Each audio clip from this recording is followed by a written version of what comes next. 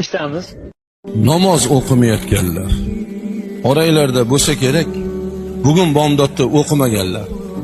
Xudo meni ko'rib turibdi degan tuyg'u yo'qligi uchun o'qimadingmi? Nima asosingiz bor o'qimayotganingizga?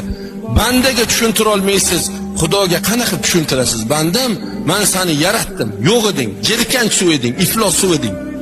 Badaningga, kiyimingga tegsa, to yuvmaguncha xotirjam bo'lmaydigan jirkan suv eding. Men seni shu suvdan yaratdim. Mana buni, mana buni sharbatidan yaratganim yo'q.